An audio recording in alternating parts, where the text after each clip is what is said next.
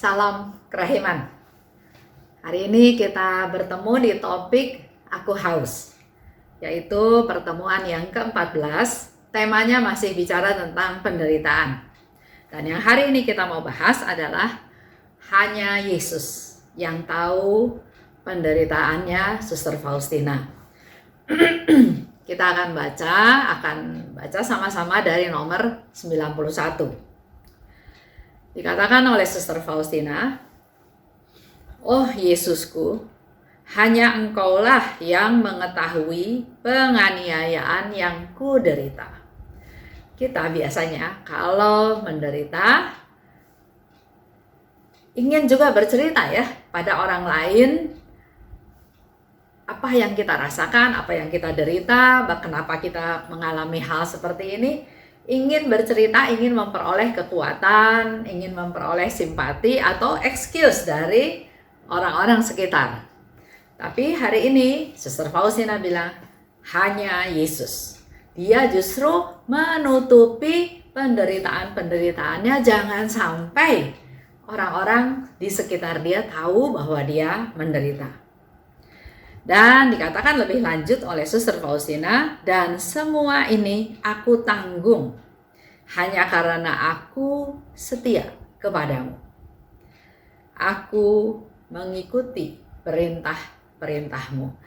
Jadi Suster Faustina mengalami penderitaan, itu semua dia tanggung sendiri, dia nggak bercerita kepada orang lain, dan hal itu dia lakukan karena dia ingin setia pada Yesus. Dan dia mengikuti kehendak Tuhan, mengikuti perintah-perintah Tuhan. Engkaulah kekuatanku. Oleh sebab itu, topanglah aku, supaya aku dapat melaksanakan apa yang Engkau minta dariku. Suster Faustina punya satu iman, yakin bahwa sumber kekuatan dia itu adalah hanya Yesus satu-satunya. Coba refleksi ya dengan kehidupan kita. Apakah kita punya keyakinan yang sama seperti Suster Faustina? Bahwa sumber kekuatan kita adalah Yesus. Apa yang kita lakukan dalam praktek hidup kita sehari-hari? Kita masih sering mengandalkan diri sendiri. Saya bisa. Harusnya saya bisa.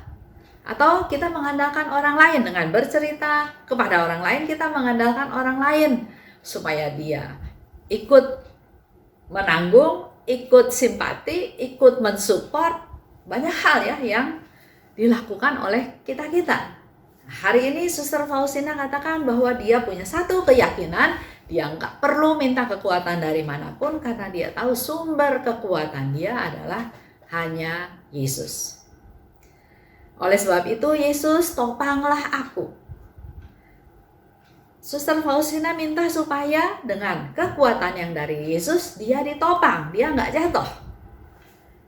Supaya aku dapat melaksanakan apa yang Engkau minta. Begitu pula dalam hidup kita sehari-hari ya. Kita sering merasa, aduh Tuhan, nggak sanggup. Saya sudah nggak sanggup lagi menanggung ini semua. Sering ya kita dengar dari beberapa orang sharing, bahkan mungkin kita juga mengalami sendiri. Kok masalahnya datang bertubi-tubi, kok penderitaannya nggak selesai-selesai, datang silih berganti. Sehingga sampai dia katakan, saya udah nggak kuat lagi, saya udah nggak mampu lagi, saya sudah putus asa. Hari ini kita mendapat satu jawaban yang begitu bagus dalam masa pandemi seperti sekarang ini. Faustina katakan, Yesus, Engkaulah sumber kekuatanku. Karena aku mengandalkan Engkau, karena aku berserah padamu, maka topanglah aku.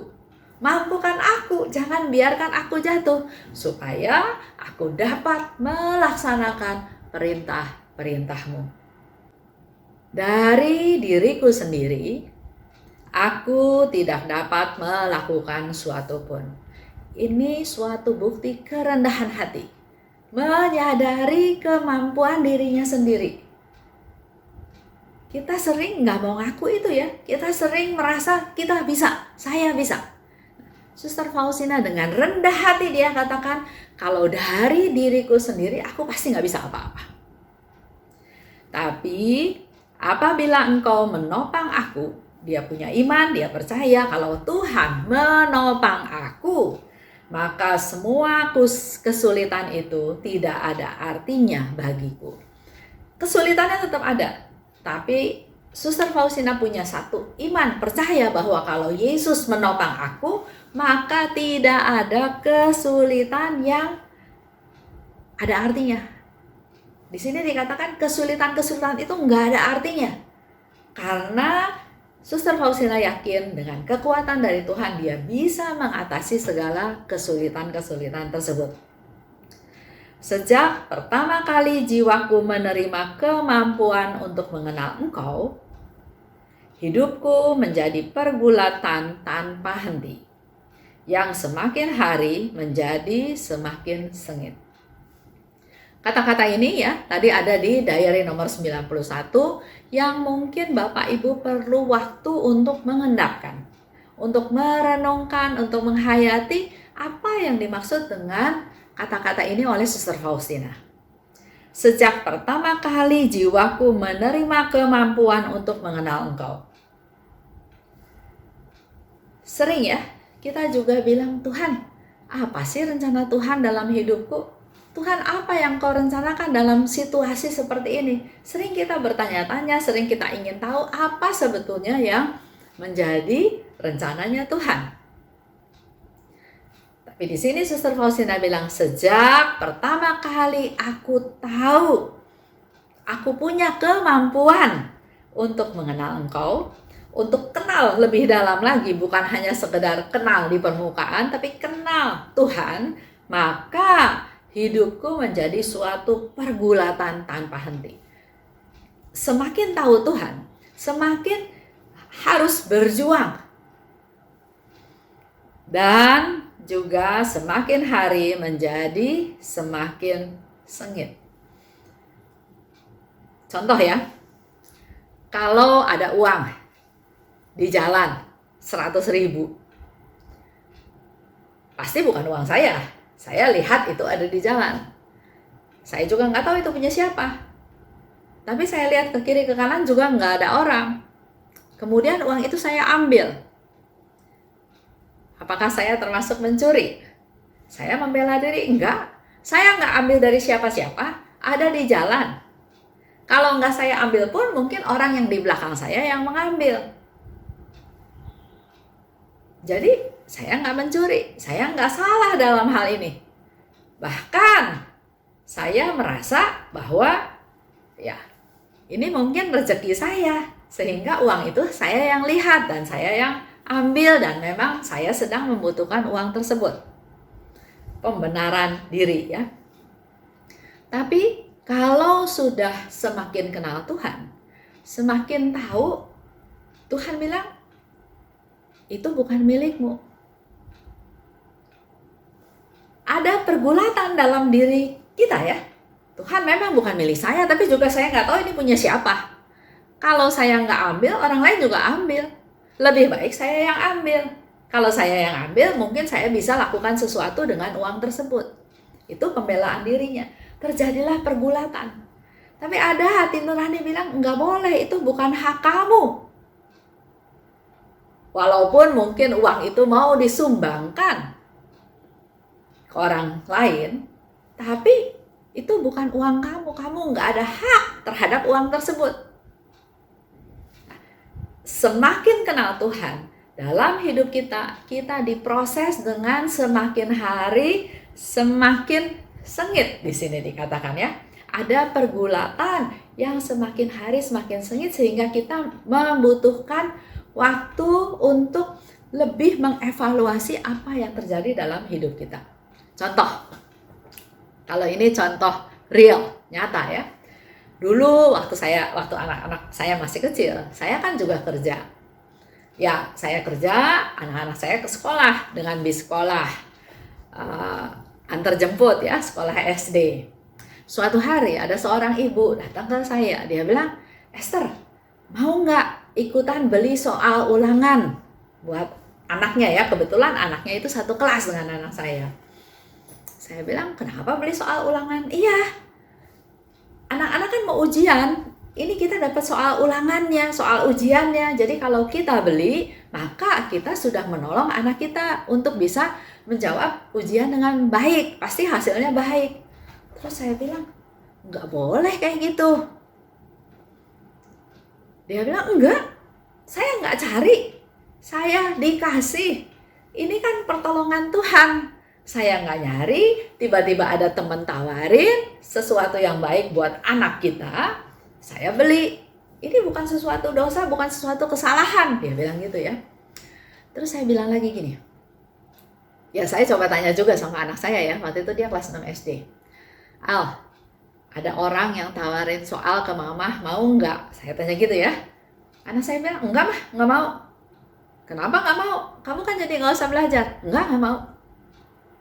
Ya sudah, saya melalui peristiwa itu tahu bagaimana pendirian anak saya. Bukan orang yang mau asal enak. Dia nggak mau. Saya merasa sukacita dengan kejadian tersebut. Saya bilang lagi sama si ibu itu. Saya bilang, anak saya nggak mau soal itu. Kenapa nggak mau? Ini kan dikasih hadiah dari Tuhan. Karena kalau anak kamu beli soal ini, dia kerjain, kan bisa bantuin anak-anak yang lain yang nggak bisa jawab. Waduh, saya berpikirnya lebih lain lagi. Akhirnya saya bilang gini, kalau ibu benar-benar yakin bahwa itu pertolongan dari Tuhan, coba nanti di dalam persekutuan doa, pada waktu ditanya ada yang mau sharing, ibu coba berani maju ke depan nggak? Kalau ibu berani maju ke depan dan bercerita bahwa itu rahmat dari Tuhan, Tuhan yang kasih, sehingga dapat soal ulangan, soal ujian, saya bisa percaya dalam tanda kutip bahwa itu sesuatu dari Tuhan. Tapi saya yakin 100% ibu nggak berani maju ke depan. Karena itu bukan rahmat Tuhan. Itu godaan.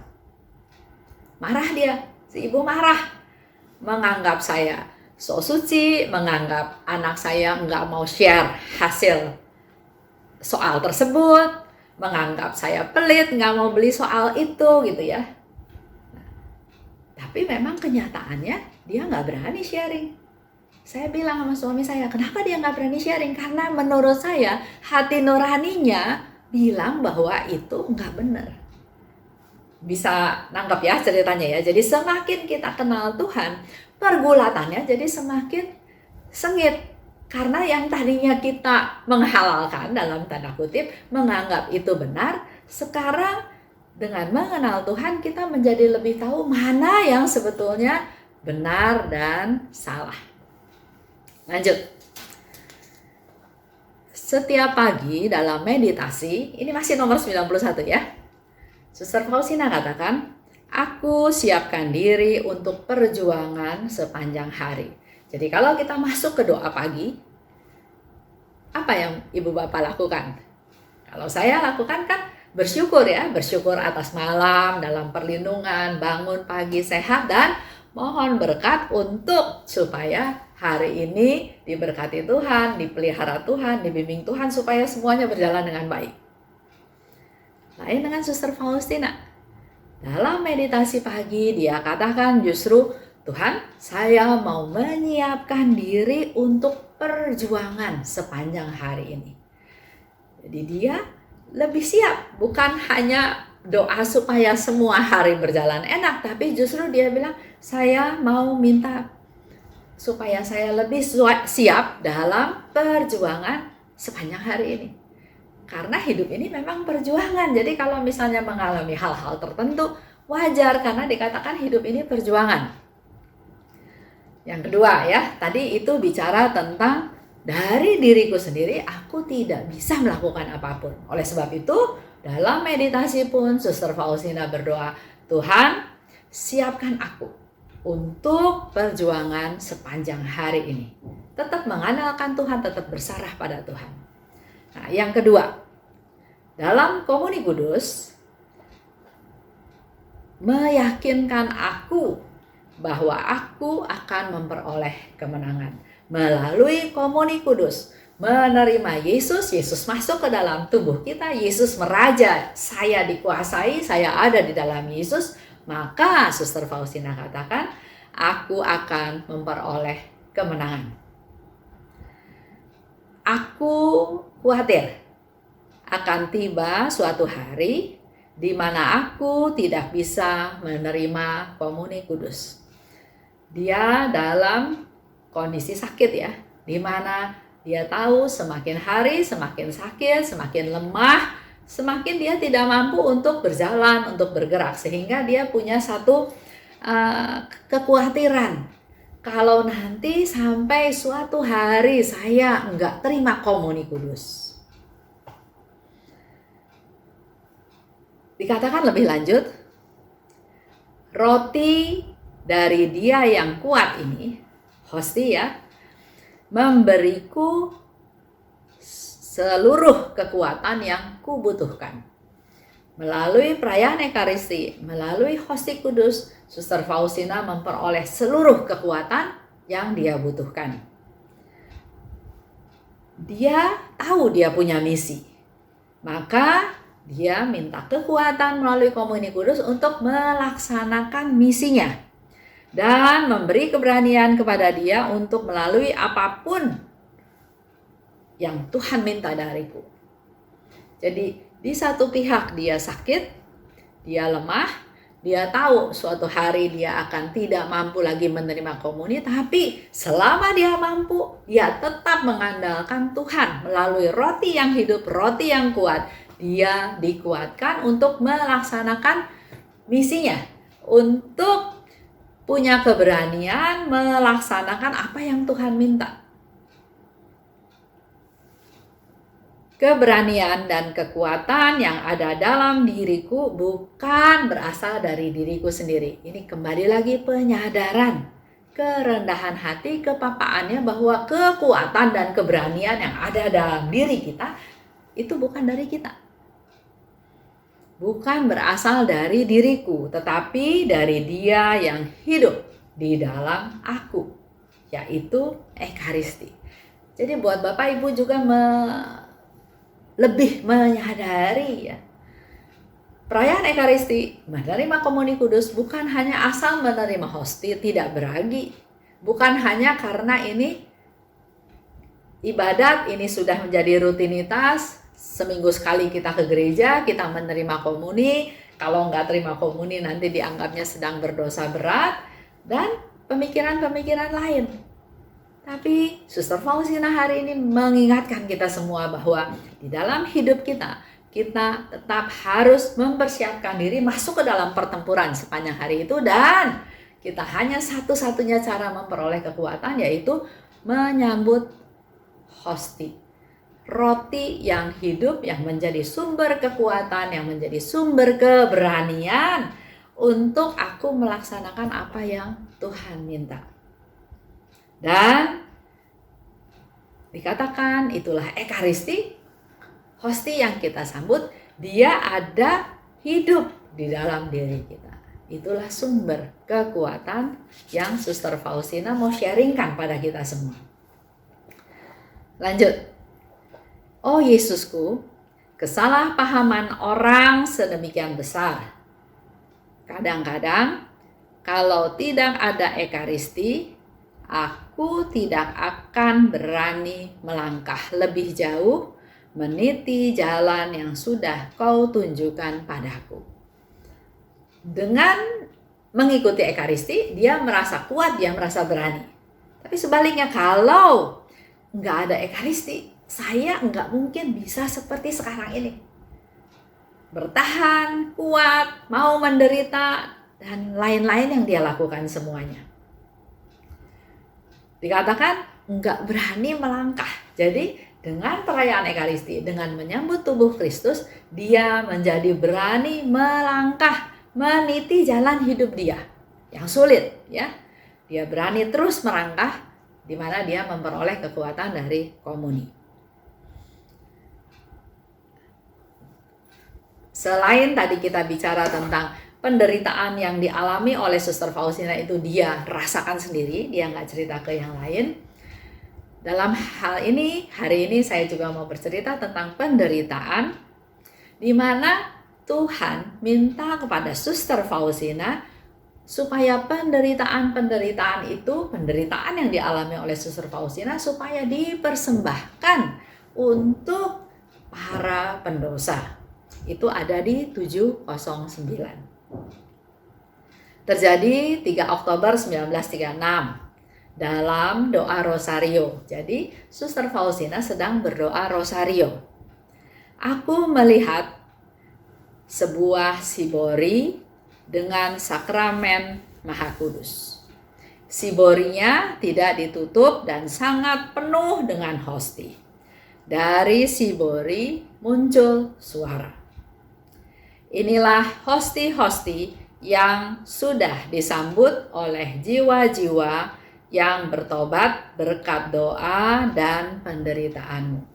Itu dikatakan oleh Yesus kepada Suster Faustina, bahwa di dalam sibori itu ada hosti-hosti. Muncul suara di mana dikatakan oleh Yesus bahwa hosti-hosti ini sudah disambut oleh jiwa-jiwa yang bertobat.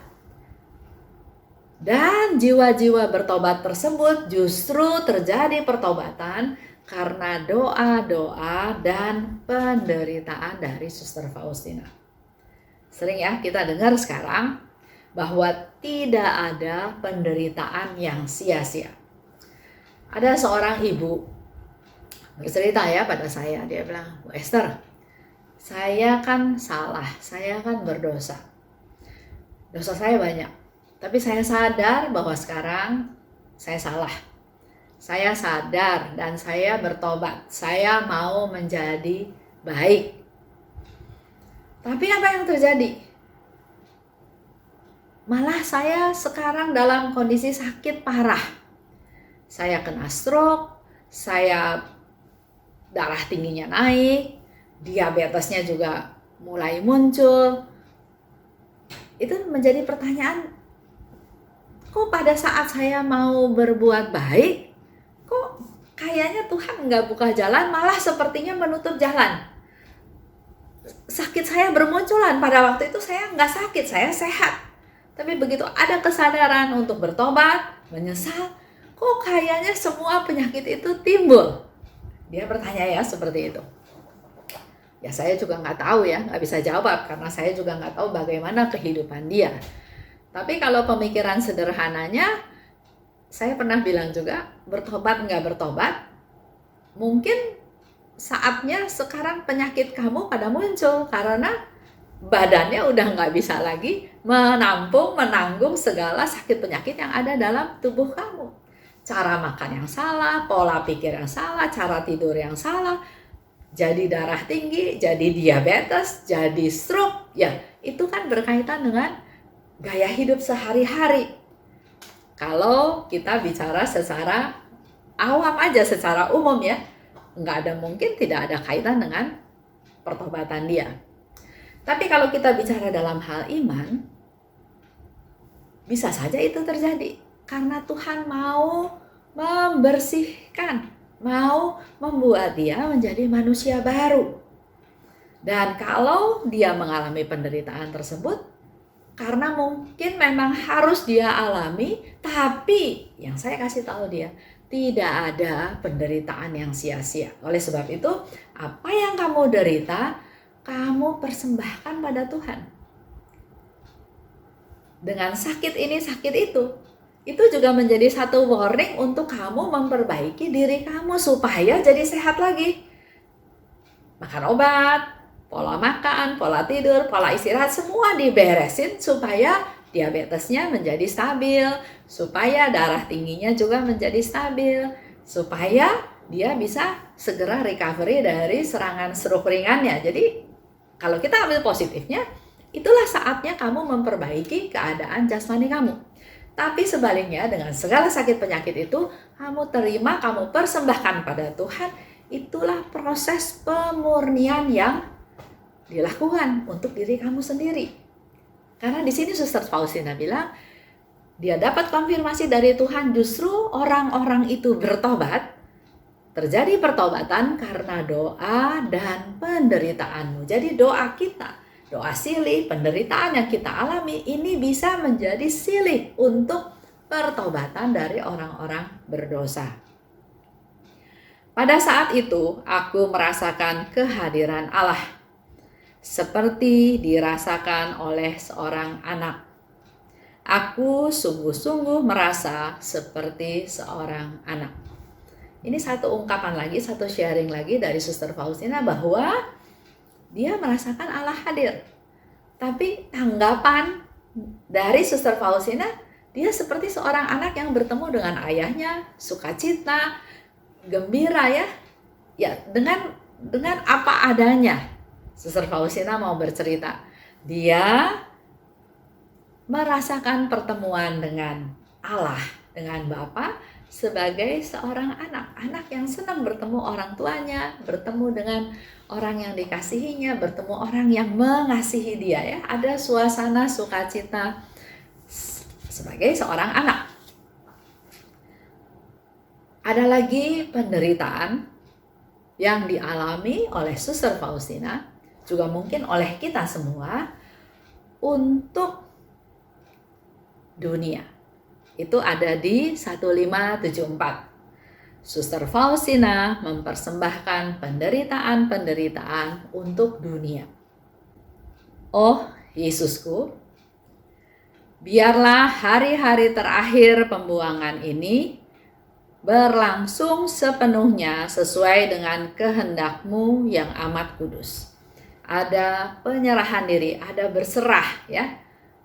Jangan seperti ada teman yang bertanya juga, Esther, ini COVID sampai kapan ya? Tuhan kok diem aja? Begitu banyak yang sudah meninggal, begitu banyak yang kehilangan, tapi kok sepertinya Tuhan diem aja. Coba kita lihat apa yang Suster Faustina katakan. Dia katakan, biarlah hari-hari terakhir pembuangan ini.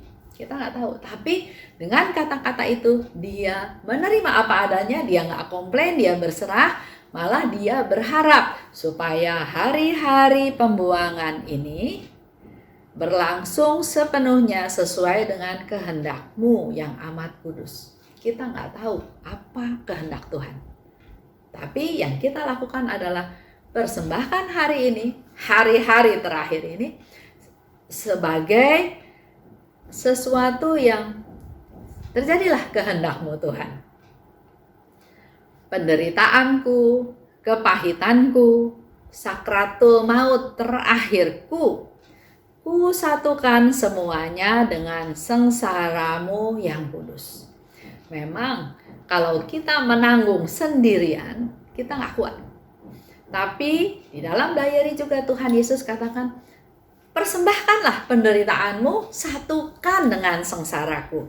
Dan di 1574 ini Suster Faustina mempraktekkan penderitaanku, kepahitanku, sakratul mautku, ku satukan dengan sengsara Yesus.